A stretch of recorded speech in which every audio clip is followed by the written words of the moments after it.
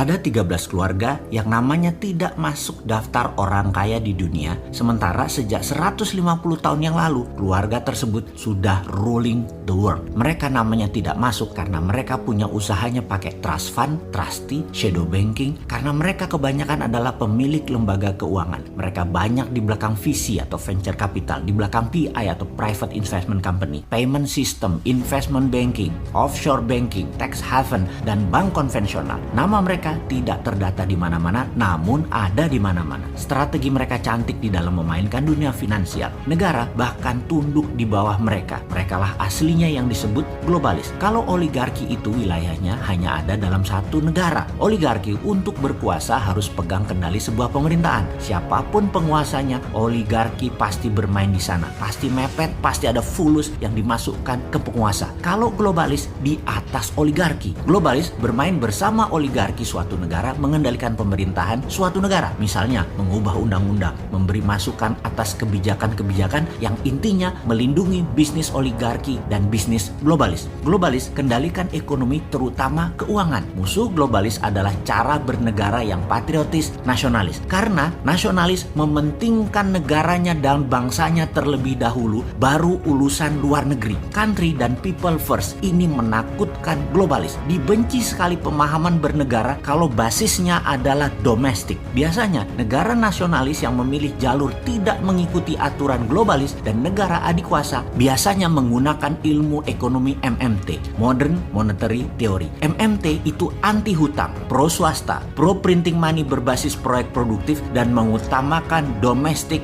direct investment atau DDI, bukan FDI, bukan foreign direct investment. Jadi kalau banyak foreignnya, negara tersebut cenderung di bawah pengaruh globalis. Saat ini pengguna terdepan negara yang pakai MMT adalah Tiongkok dan Amerika. Karena itu MMT tidak boleh dipakai negara lain. Di sisi lain, globalis juga anti nasionalis. Sekali lagi, bernegara patriotis nasionalis plus mengadopsi MMT itu ancaman besar buat globalis. Apa yang dibuat oleh globalis sejak lama mengendalikan agar MMT tidak dipakai di banyak negara. Indonesia akhirnya dimasuki oleh asing sejak tahun 1998 hingga saat ini. Salah satunya adalah kefungsian bank sentral. Simple sederhananya. Namun kalau paham bernegara jadi buat marah, bisa misu-misu ke pejabat. Namun dalam hal ini kita wajib mengingatkan bangsa dan negara Indonesia agar bisa menjadi negara berdaulat penuh, tidak bergantung asing. Yang dilakukan IMF sebagai perpanjangan globalis dan dolar sebagai leng arm perpanjangan Amerika adalah bank sentral meminjamkan negara kalau perlu uang. Jadi BI sejajar, bahkan lebih atas dari negara. Pemerintah siapapun kalau berkuasa minta uangnya ke BI atau negara lain ya, minta uangnya ke bank sentralnya. Itulah aturannya dan itu harus ditaati. Kalau negara patriotis nasionalis pemimpinnya atau bernegaranya seperti Trump deh yang akhirnya kotak suara globalis mengalahkan dirinya, dan semuanya ini persis seperti usulan kita sejak 3 tahun yang lalu di dalam bernegara. Di dalam Mardigu Nation, bank sentral akan dibubarkan statusnya dan akan diletakkan di bawah Kementerian Keuangan, menjadi sejajar dirjen, hanya jadi dirjen moneter. Di posisi ini, negaralah yang mencetak uang, bank sentral yang meminjam,